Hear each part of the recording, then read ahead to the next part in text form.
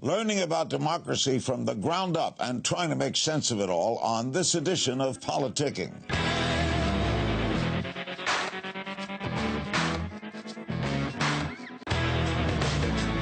He's been called the John Stewart of Egypt. He's named on Time's 100 most influential people in the world list. Bassem Youssef is the Cairo-born cardiac surgeon turned satirist who faced charges of insulting Islam and Egyptian President Mohamed Morsi in 2013 before leaving his native land for a new calling in the West. Learning about democracy, his lessons are chronicled in his new series airing on Fusion, titled The Democracy Handbook with Bassem Youssef. And he joins me on set. What is this all about? You're a cardiac surgeon. Why are you lowering yourself? I know. To go on television. Lowering myself, there's much more money in television. That's why. You can't make money as a cardiac? No.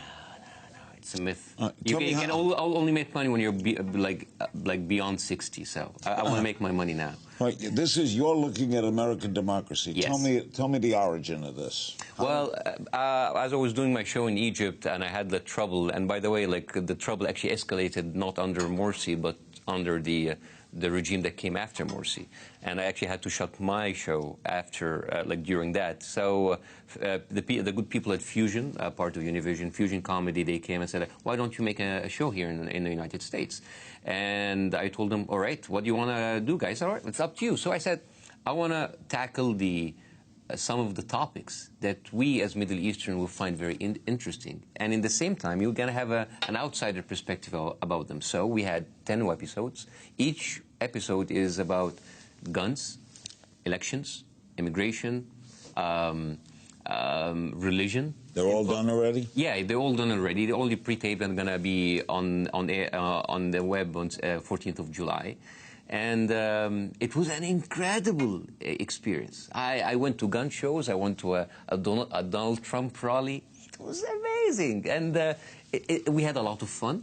And just to let you know, Univision and Fusion are hiring me to become the first Arab correspondent for the next conventions. You're going to cover the convention? Yeah, the RNC and the Arab correspondent. Yeah, the Arab correspondent. Where did you go to school to be a cardiologist? Cardiac surgeon in Cairo. I went there for 7 years. Then I worked for 13 years as a heart surgeon. Why did you leave that? In 2011, I was waiting for because I got accepted to a pediatric heart surgery fellowship in Cleveland. A noble profession. Yes, very noble. Clinic? Yeah, no, it's a children's hospital in Cleveland. Yeah. And as I was waiting for the papers to come, the H-1 visa papers, for you illegal immigrants who know that, we got the revolution, and I decided to stay. Because I saw the kind of hypocrisy, the kind of brainwashing that was happening in the media. And I said, I have to do something about that. So I did some episodes on the internet, and it caught fire. And I stayed, and my mother, of course, being Middle Eastern, wanted me to stay. So she welcomed the decision, and I stayed, and from there I went on. And by the way, you know, I was very happy to go to Cleveland at that time. It just tells you how desperate I was to leave the country before the revolution. Going to Cleveland. Even LeBron James left at that time. But I continue. Why were you arrested? Well, there was a warrant for my arrest because some of my episodes were deemed insulting to Islam, to the presidency, to kind of spreading rumors, disturbing the peace, all very vague. And it's a crime to insult? Oh, yeah. And the same, even after Morsi, it's the same thing. But they were smarter about it, so they didn't arrest me. They kind of, like, pressured the... How long were you in jail? No, there was no jail. Thank God I went out on bail after 6 hours of so you never had to spend interrogation. time? Yeah, I didn't, yes. If you'd like to see what Bassem Youssef does on television, watch this clip. Donald J. Trump is calling for a total and complete shutdown of Muslims entering the United States.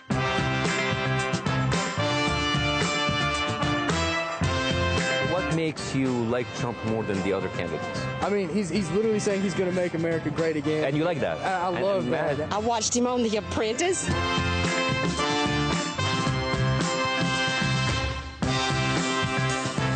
how can we change Americans' perception about the Arabs? Do you think we need to rebrand ourselves? Why not? This is a better idea.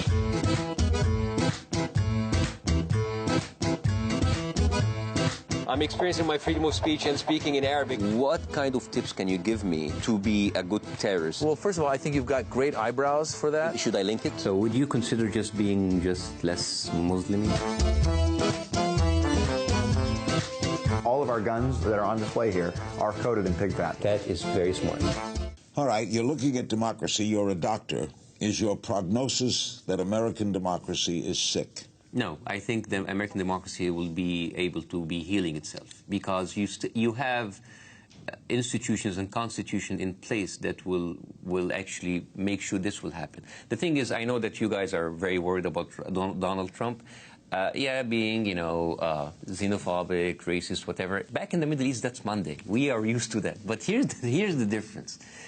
I think it's not going to be the worst thing to have these people rise, those kind of hatred, because people will come to understand that people running on empty rhetoric is not enough. It's all of this fake patriotism, all of this hate, it will fall on nothing. What if he wins? So what? I mean, people will... So what? So what? I mean, it's not going to be like an emperor or a king or a dictator. People will understand that this kind of rhetoric, it will be painful. I mean, it's not going to be an easy ride. But even if he wins, people will understand that their problems are not going to be solved by empty rhetoric. Their problems are not going to be solved by just saying, let's make America great again. We had the same thing in Egypt. We had people saying Islam is the solution. And when these people came to power, people understood that these were fake people. And now we have people rising to say, oh, long live Egypt. Everybody is against us. Everybody is hating us. People will understand that this will not work. Is the situation turbulent in your old country? Yeah, no. To say the least. It's kind of, I always like to refer to it as a George Orwellian 1984 novel, but it's not even well written. You think people might take offense to you, a foreigner, and I say that with respect, and the fact that you're wearing braces flips me, have come to criticize us? What are you doing? Well, here's the thing. I am actually worried about that. That's actually one of my worries. It's like, who are you to come and tell us what to do? But, I'm not telling anybody what to do. I'm just, giving an outside perspective. And also, I am an Arab Muslim. You have 3%. 3%, yeah, 1 to 3% are Arab Muslims. So I'm part of a minority that you might want to listen to them. Instead of because now we have Arabs and Muslims being the problem child in the world, so maybe you want to listen from us instead of having the same exact examples on television who give us a bad name. Isn't it hard emotionally for you to hear Americans knock Muslims, to hear a presidential candidate want to keep Muslims out of the country? Emotionally, doesn't that hurt you? A little bit, but it was expected. Because if you look at the rise of the right wing in America, I mean, it's been always there. It makes sense.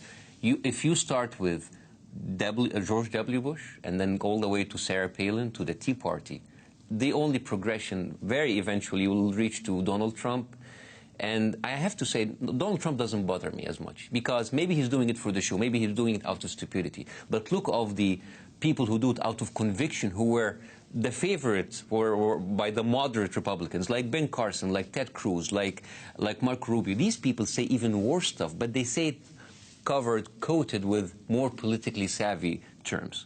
So it was very... They would frighten you more than Trump. Yes, pretty much. Ted Cruz actually frightens me much more than Trump, and Marco Rubio. You went to a Trump rally? Yes, I did. What was that like? Oh, it was... I interviewed the people. First of all, going to a Trump rally is exactly going to the same rallies for the dictatorship in the Middle East. Same echo chamber. People are saying stuff that they don't know what the hell they want. So I interviewed... Is this on one of your shows? Yeah. Right. So I interviewed one of the people. I told him, why are you voting for Trump? And he said, well, he's going to make the military great again. So I asked him, how many more countries do you want to invade? How great you want your military to be. And then in the same time, in the same exact sentence, he would tell me, I told him, why else do you like Donald Trump? I was like, because he's going to reduce the federal spending. making the military great again is the exact opposite of reducing federal spending. So, and then someone else like, oh, he's going to bring back Christmas. Where did Christmas ever go? It's the same thing back in the Middle East. Like, we are going to be great. Islam is going to prevail. Long live Egypt. The same echo chamber. People are just like spitting out rhetoric, unrelated to reality. And that should worry you. Yeah, it is. But like, I hope the good people of America will understand that you cannot go this path. What do you think of Mrs. Clinton? Well, Bernie is...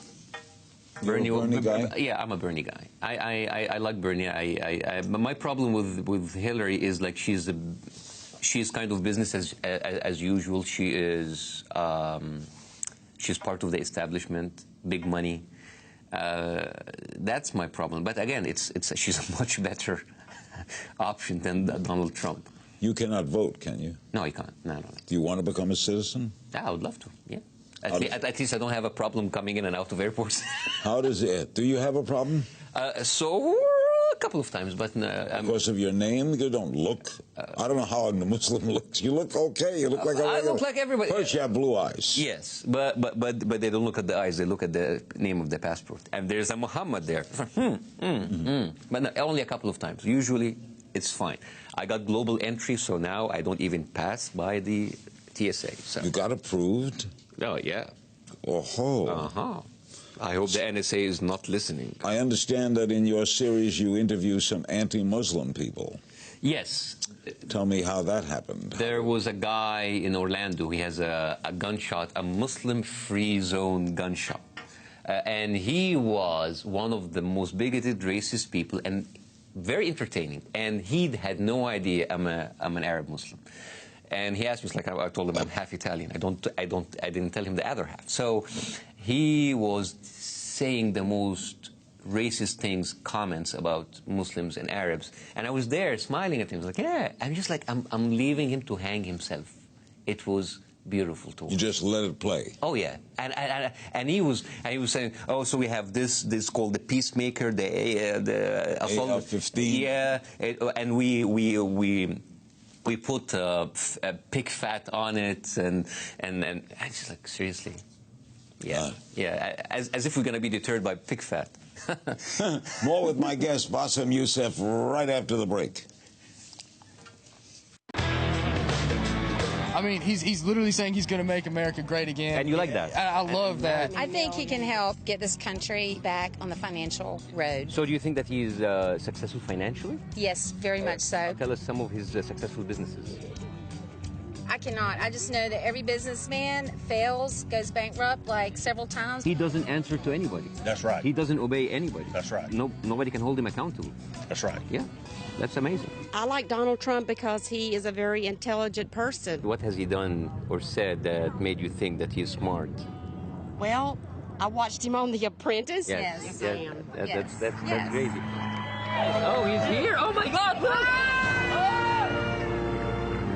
And there he was, up in the sky, taking his place among the gods. You know, Saddam Hussein, Muammar Gaddafi, Adolf Hitler. Welcome back to Politicking. That was a clip from Fusion's new series, The Democracy Handbook, with Bassem Youssef. I'm talking with its host and creator. The series debuts when? July? 14th of July. And the television, 14th of July on the internet, and 17th of July is going to be the TV special. And I have rolled my sleeves so to match you. Republicans have slammed Obama for not using phrases like radical Islam and radical Islamic terrorists. What do you make of that? Well, I think... Should he say that? I think he's very smart, because you cannot group us all in the same exact, spot. I mean, here's the thing. Muslims in America, they be, what, 3 million people? Now, here's the thing. Some of them are Sunnis, some of them are Shias, and as you know, they hate each other. Some of them are Arabs, some of them are not Arabs, some of them are from Iran, some of them are from Pakistan, from Afghanistan, some of them are African American. Some of them are atheists. Some of them, they don't observe Ramadan, or they don't observe the rituals.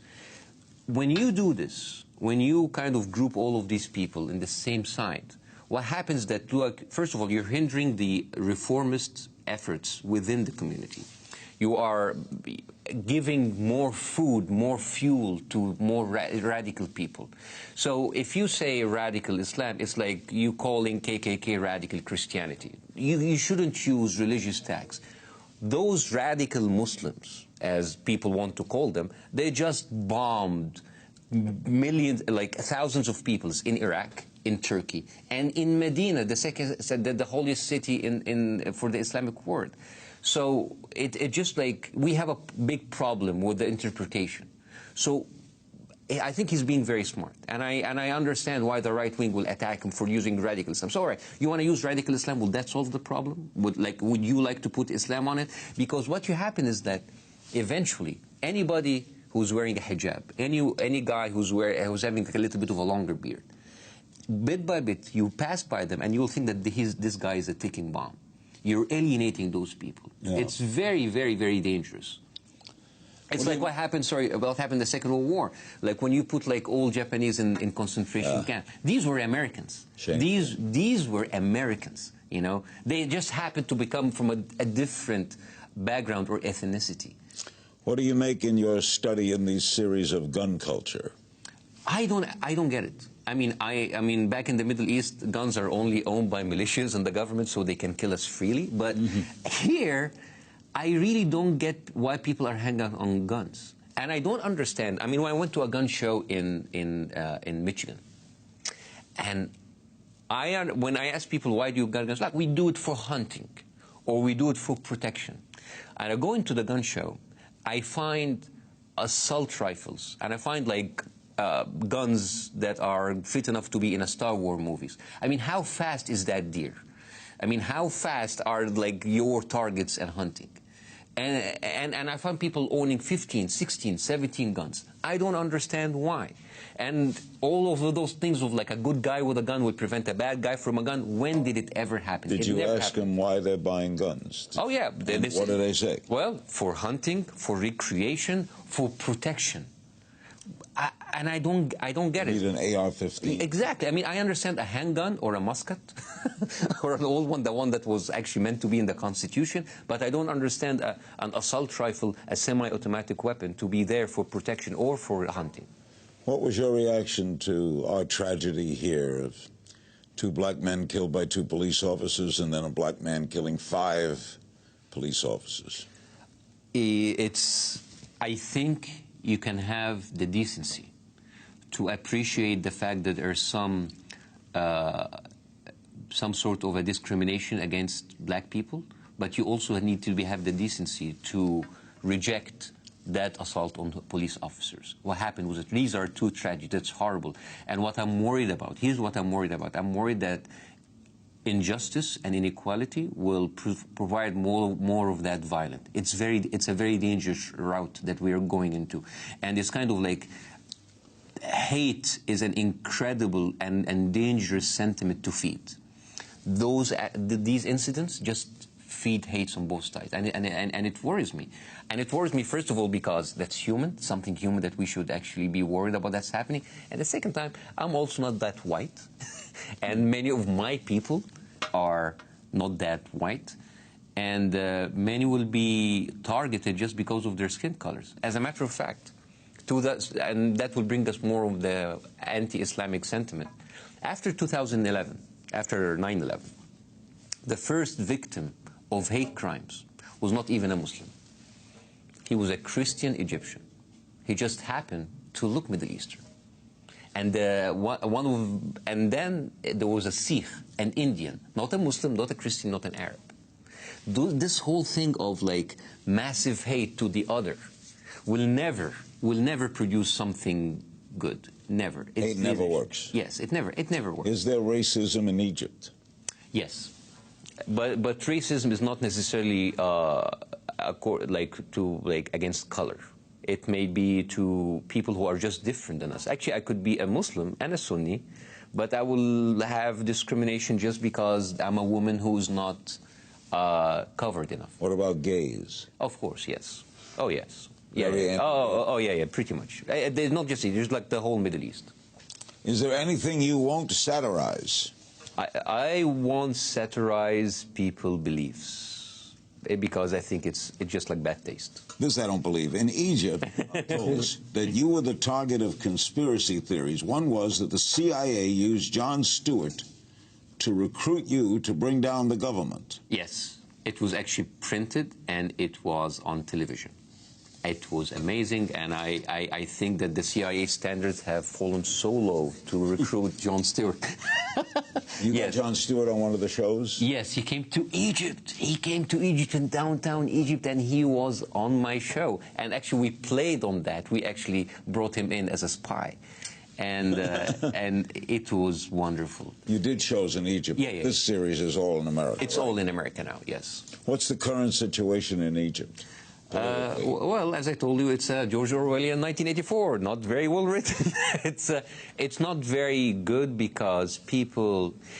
I feel that there's a rise of a right-wing sentiment everywhere in the world, and Egypt is not an exception. And there is this targeting of anybody who is with a different opinion. How has the peace treaty with Israel held up so well? As a matter of fact, it couldn't be even better now. It seems that the Egyptian government is holding everybody as being a traitor and an Israeli operative, and at the same time they are in bed with Israel. So we don't understand that kind of schizophrenia. What did you think of Mubarak? Well, I think Mubarak has outlasted his presidency. 30 years as a president, which in the Middle East we call first term. And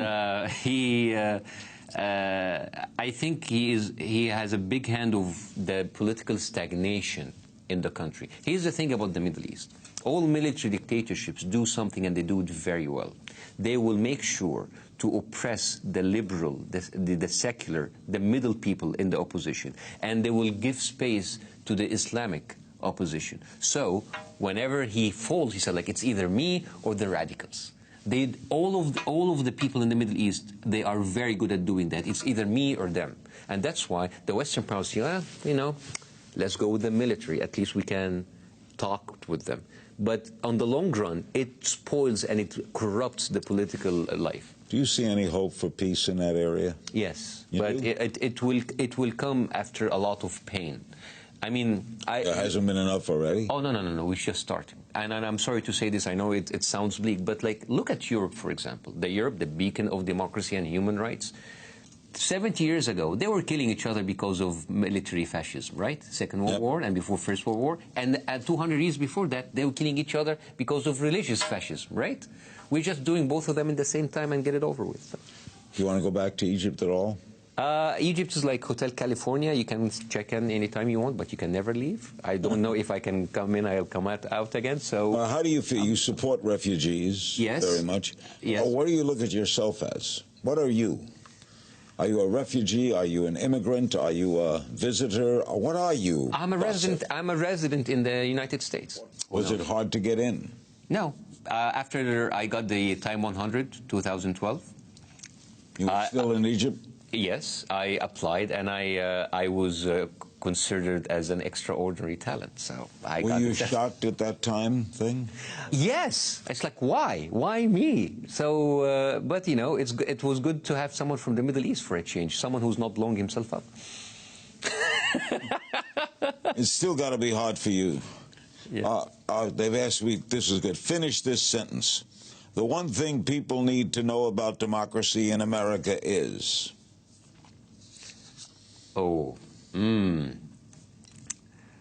That it doesn't work when you put other people in a position where you hate them. I don't know if that makes sense, but like, democracy doesn't go hand in hand with hate. But it also has free speech. Oh yeah, of course. So hate, we have hate crimes. Yes. But we don't condemn hate speech. Well, yeah. I mean, there's a lot of things that are allowed, but you have to be very careful about like the kind of bad effect that will precipitate. I mean, you cannot prevent anybody to do the hate speech, but over time, it will have a very detrimental effect on minorities. I mean, you are a nation of immigrants. That's the beauty about the United States. As a matter of fact, 30 to 40% of America is not even white. So you cannot go with this rhetoric. It's not productive. Do you miss medicine? No. No. Really? I've been there for 20 years, between a student and a doctor, so I can move on. See, it's coming off. But helping people, that to me... I'm helping people in a different way now. I'm helping people by making them look at things differently through satire. It is a different way of help. You don't need to cut someone's open to do that. So after this series, you're going to do more things, right? Yes. You're going to do a correspondent now. I hope I will be... Here's the thing. Here's what I'm hoping for. I hope that I will be accepted in the space of American media as a different voice. Maybe people will look at me and say, like, oh, it's okay. We can accept him like John Oliver. I will tell you, you can't miss. I hope so. You will be a major star in America. Thank you so much. Welcome. Thank you so Radical. much. Thanks for joining us on this edition of Politicking. Remember, you can join the conversation on my Facebook page. Check out the Politicking blog on our homepage, or tweet me at King's Things. And don't forget to use the Politicking hashtag. Great guest. Look for his show. That's all for this edition of Politicking.